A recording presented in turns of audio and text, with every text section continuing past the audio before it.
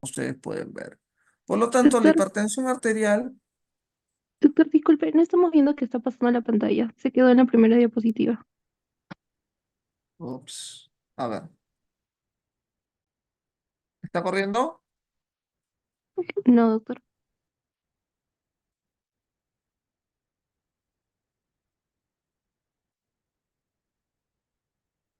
Ahí se ve que corre.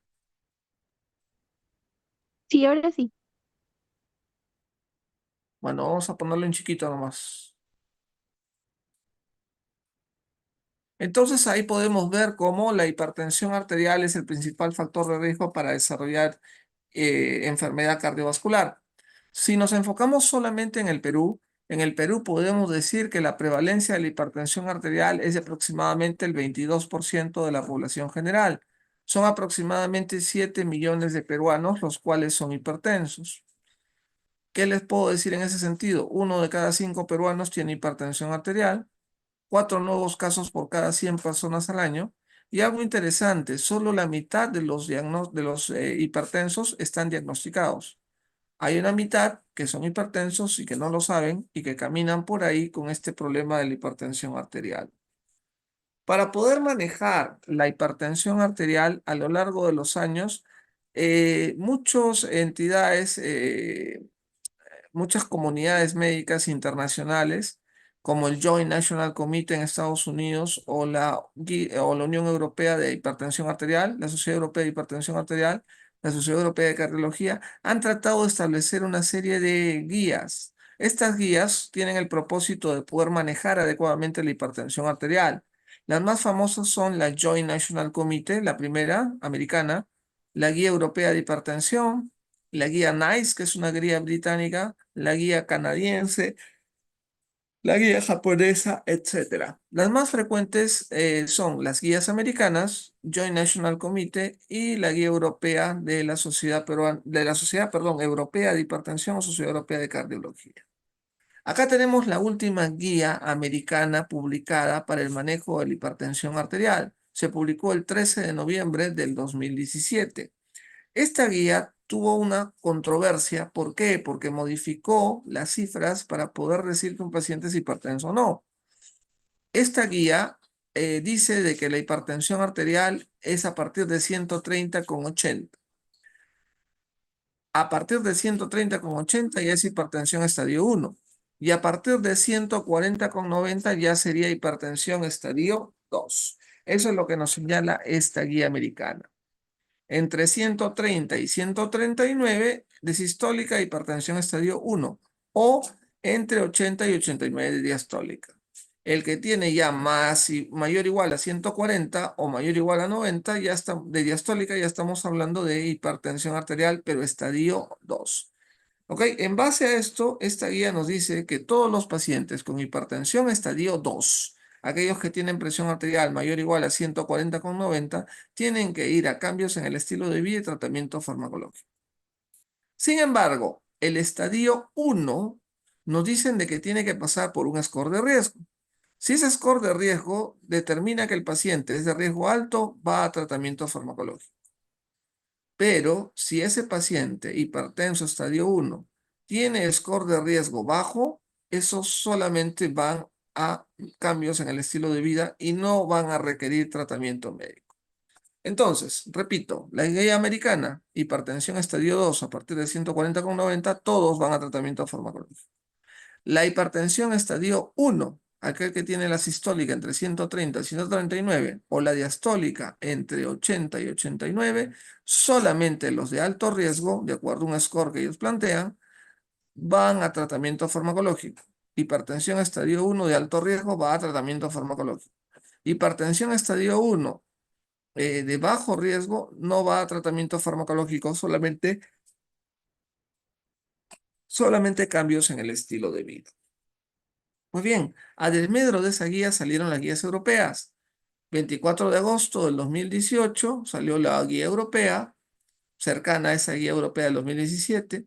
Posteriormente, el 2023, en junio, salió una nueva guía europea.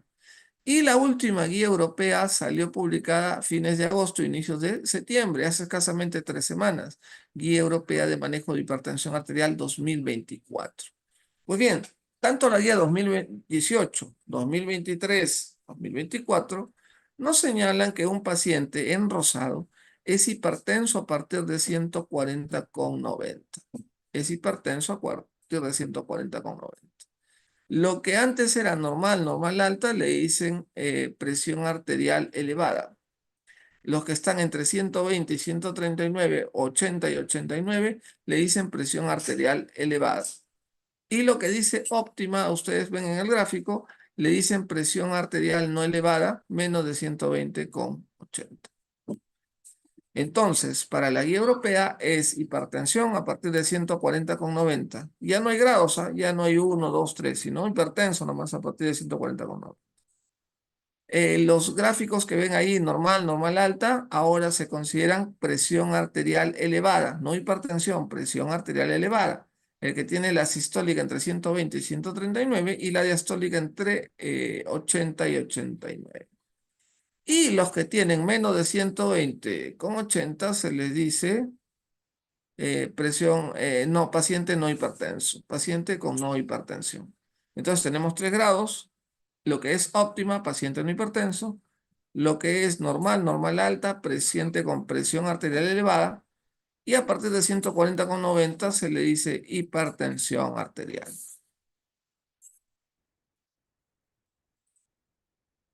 ¿Qué recomienda esta guía?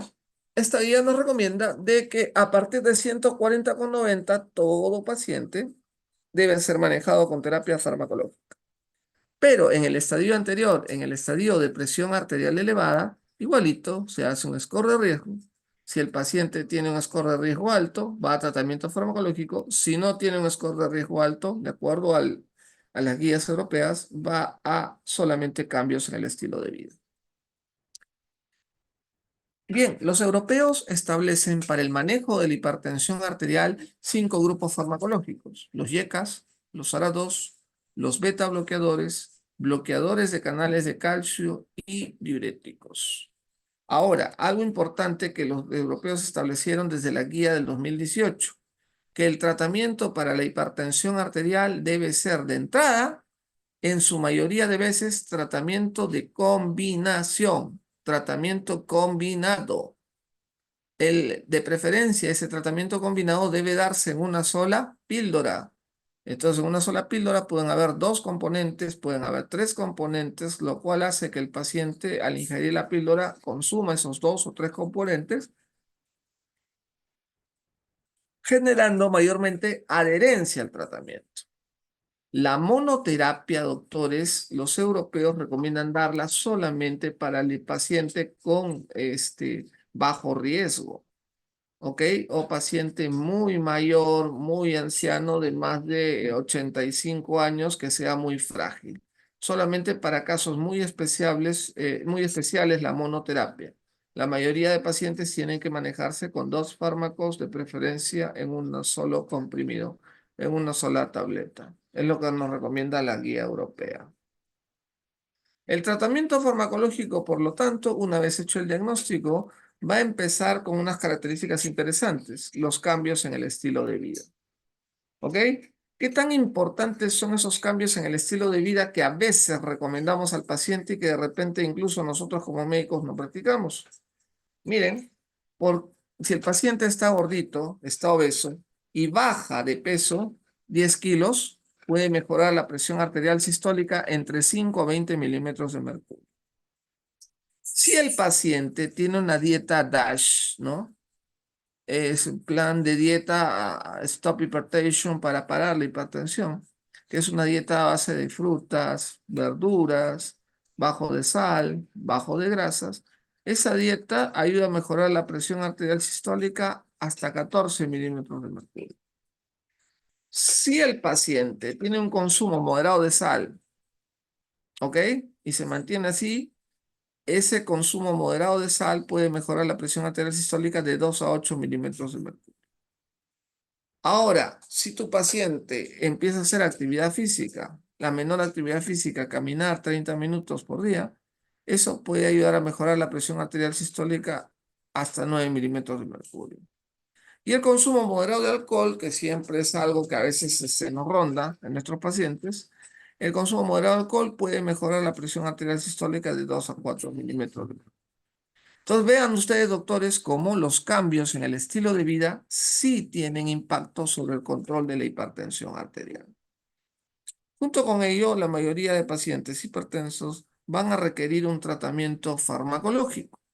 De acuerdo a las guías europeas, son 5 fármacos, ¿se acuerdan? Diuréticos, beta bloqueadores, calcio antagonistas o YECA o ARA2. Esos son los 5 grupos farmacológicos que normalmente nosotros manejamos para el control de la presión arterial. Diuréticos, beta bloqueadores, calcio antagonistas, YECAs, ARA2.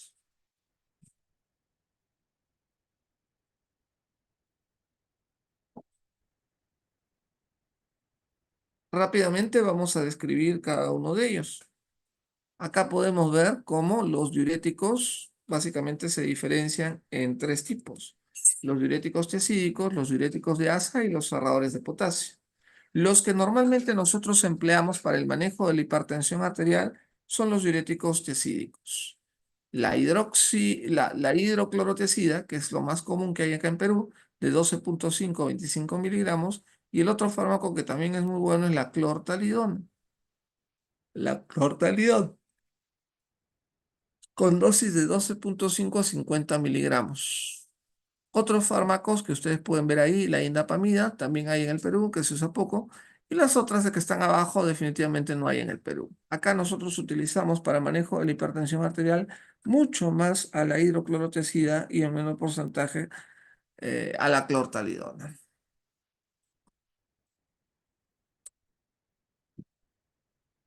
¿Cuál es el problema con el diurético tiazídico? Puede ocasionar alteración hidroelectrolítica y hipocalemia. Náuseas, vértigos, cefalea en menor proporción, hiperuricemia o impotencia. El diurético tiazídico puede producir intolerancia a la glucosa y alteraciones del perfil lipídico, aumentando el colesterol, triglicéridos y disminuyendo el colesterol bueno, el HDL. ¿Ok? Estos son los efectos adversos de un diurético tiazídico. El siguiente grupo farmacológico son los beta bloqueadores. Los beta bloqueadores tienen efecto importante cronotropo negativo, dromotropo negativo, tienen efecto antiarrítmico, tienen un efecto antiisquémico y notropo negativo. Eso es los beneficios de un beta bloqueador. Para el tratamiento para el uso de los beta bloqueadores han pasado muchos años, desde los primeros beta bloqueadores, el primero descubierto por Sir James Black allá por 1960 y algo. Tenemos al propanolol, agente de primera generación. Para bien o para mal, los otros fármacos que ustedes ven ahí no están en Perú. ¿Ok?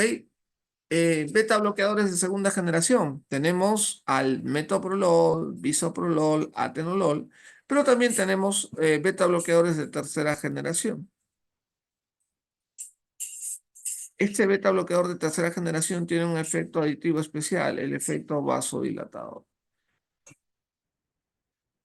Estos beta bloqueadores de tercera generación son el carvedilol, labetalol, nebivolol. Pues bien, ahí tienen las dosis de cada uno de ellos. Generalmente, mientras más suban de generación, se dan una vez al día, cada 24 horas.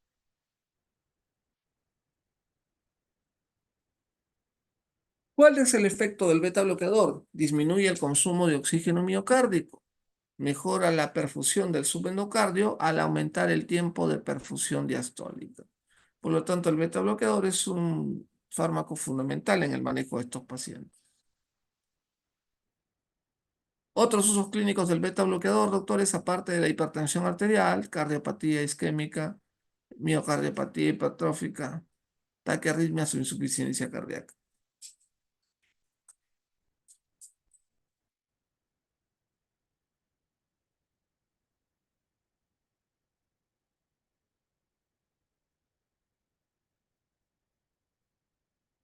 Ahora vamos a hablar de los bloqueadores de canales de calcio.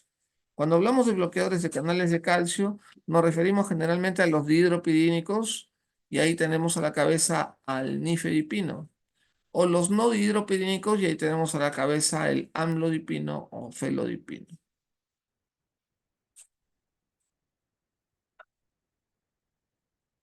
Existen otros bloqueadores de canales de calcio que además tienen efecto cronotropo negativo, o sea, disminuyen la frecuencia cardíaca, que son los últimos, como ustedes pueden ver, verapamilo o diltiazem.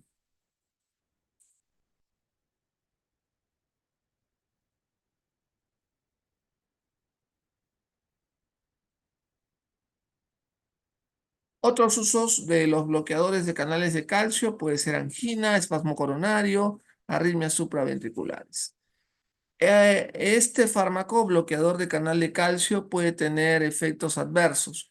Lo más común es la sofoco facial, dolor de cabeza y algo muy común en adultos mayores, edema de miembros inferiores. Por lo tanto, si es que ustedes tienen un paciente adulto mayor con varices de miembros inferiores y le dan un bloqueador de canal de calcio, puede florecer aún más el cuadro del lupus.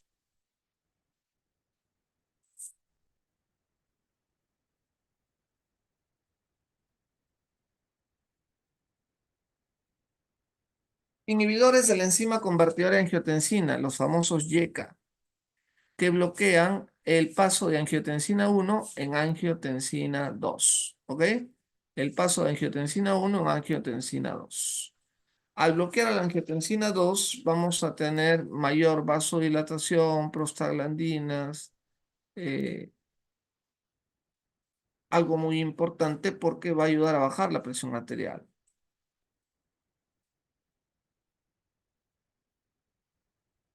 Aquí tienen ustedes a los principales YECAs que han sido estudiados en ese contexto para controlar la presión arterial: captopril, enalapril, quinapril, lantorolapril, lisinopril, benacepril, ramipril, fosinopril.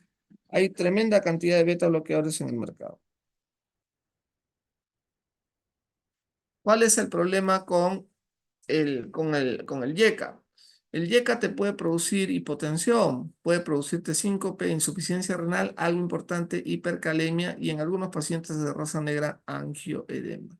Por lo tanto, uno tiene que siempre monitorizar el uso de este fármaco y teniendo en consideración que el efecto colateral más frecuente es la tos. Hasta 15% de pacientes tienen esa tos seca, molestosa, irritativa. El último grupo farmacológico son los bloqueadores de los receptores de angiotensina. Fármacos muy interesantes porque bloquean el efecto de la angiotensina 2 sobre el receptor AT1. Al haber hecho eso, lo que vamos a producir es vasodilatación, natriuresis, regeneración tisular, etcétera.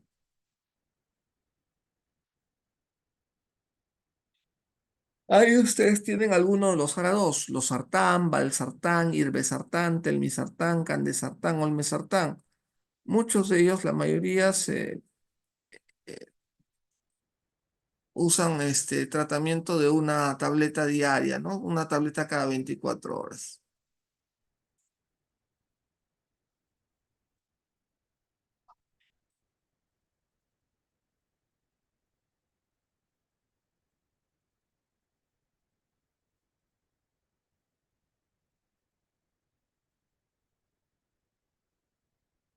¿Cómo vamos a escoger cada uno de estos fármacos antihipertensivos dependiendo qué tipo de paciente tenemos al frente? Por ejemplo, un diurético tiacídico lo van a indicar a un hipertenso adulto mayor, un hipertenso sistólico aislado o un hipertenso de raza negra. Los beta bloqueadores vamos a darles a hipertensos que además tengan angina de pecho, un hipertenso que sea coronario, un hipertenso que tenga insuficiencia cardíaca o un hipertenso que a su vez esté embarazada o que tenga algún tipo de taquiarritmia. El calcio antagonista, bloqueador de canal de calcio, se puede dar en hipertensión sistólica aislada, en pacientes de raza negra, adultos mayores, y además en algunos pacientes que tengan asociado angina de pecho, enfermedad vascular periférica insuficiencia cardíaca, o, perdón, insuficiencia cardíaca no, sino aterosclerosis de carótida.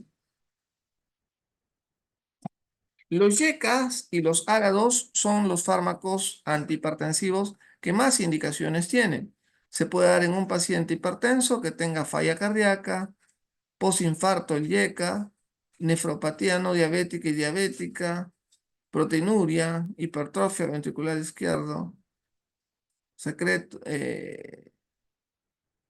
síndrome metabólico, etcétera. Prácticamente son los fármacos, el YECA y el ARA2, los fármacos que más indicación tienen para el manejo de la hipertensión arterial, con la única diferencia que el YECA da un poco de tos. El ARA2 prácticamente son un grupo de fármacos un poco más costosos, pero que no van a tener mayor inconveniente con respecto a su medio ambiente. Como la guía europea nos recomienda utilizar un tratamiento combinado. Miren, esto es lo que nos recomienda la guía para poder combinar un YECA o un ARA2 con un diurético tesídico o un YECA o un ARA2 con un calcio antagonista. Nunca, nunca junten un YECA y un ARA2. El YECA y el ARA2, si bien es cierto, baja muy bien la presión, se demostró que mejora o aumenta la mortalidad en algunos pacientes.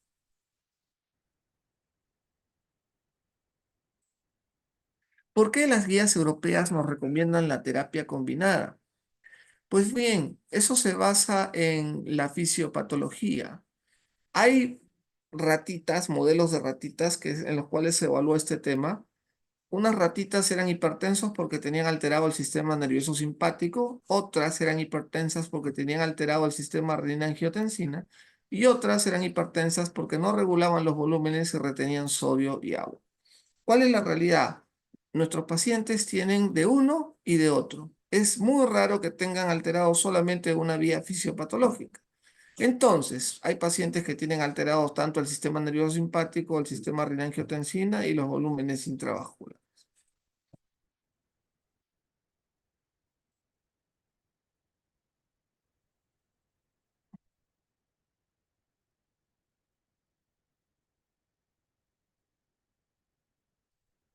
Es por eso que cuando utilizamos tratamiento combinado, vamos a tratar de bloquear una, dos o tres o varias rutas fisiopatológicas utilizando el tratamiento combinado. Está demostrado que mientras más dosis demos, más control de presión arterial tiene el paciente. Ahí ustedes pueden ver en verde y naranja el control de presión arterial sistólica y cómo eso mejora notablemente en rojo con el uso del fármaco adecuado en una sola comprimido.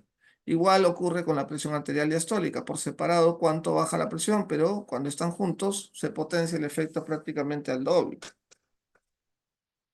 Lau fue un investigador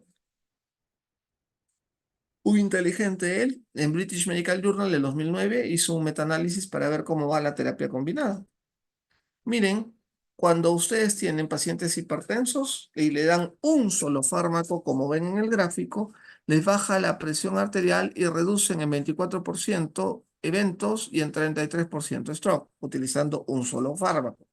Pero cuando utilizan tres fármacos, en este caso, a dosis media normal, podemos ver cómo hay mayor control de cifras y a su vez mayor reducción del ACV y mayor reducción del stroke comparado con el otro paciente que tuvimos atrás.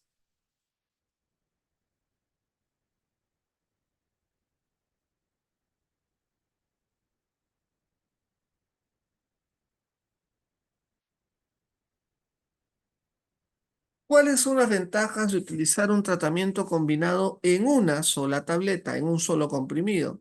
Reducimos el número de pastillas, reducimos el número de ingestas, fácil prescripción, reducción de costos, y eso también ayuda a mejorar la adherencia al tratamiento. Acá podemos ver en este gráfico cómo es mucho más efectivo el poder utilizar combinaciones de dosis fijas versus combinaciones de dosis libres.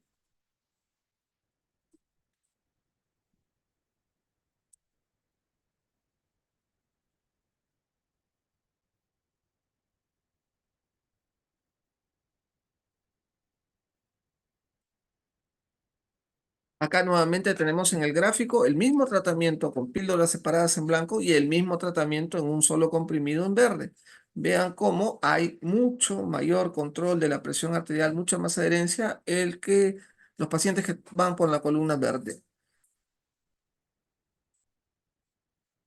¿Qué es lo que finalmente nos recomiendan las guías? Combinar un YK o un ARA2 con un calcio antagonista o un YK o un ARA2 con un diurético. Si es que eso no soluciona el problema al mes, usen terapia triple. YK o ARA2 más calcio antagonistas más diurético. Teniendo 3 fármacos a dosis tope y no habiendo controlado todavía la presión arterial, ¿ok? Este, se le agrega pues un cuarto fármaco. Cuando tienen 3 fármacos a dosis tope y no pueden controlar la presión arterial, lo ideal sería que lo refieran a un especialista para que le dé una cuarta droga, que puede ser espironolactona, algún otro diurético, un alfa o un beta bloqueador.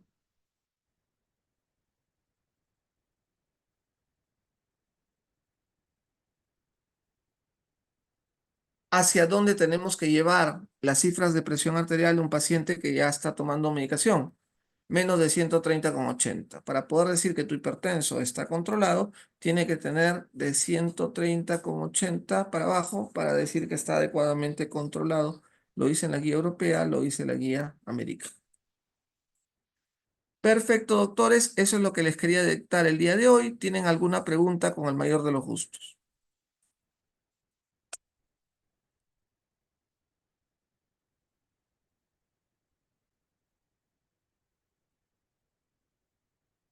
Todo claro, doctor. Perfecto, doctores. Muchas gracias. Que tengan buenas tardes. Después le hago llegar la clase a la delegada para que les alcance. Cuídense. Hasta luego. Gracias, doctor. Gracias, doctor.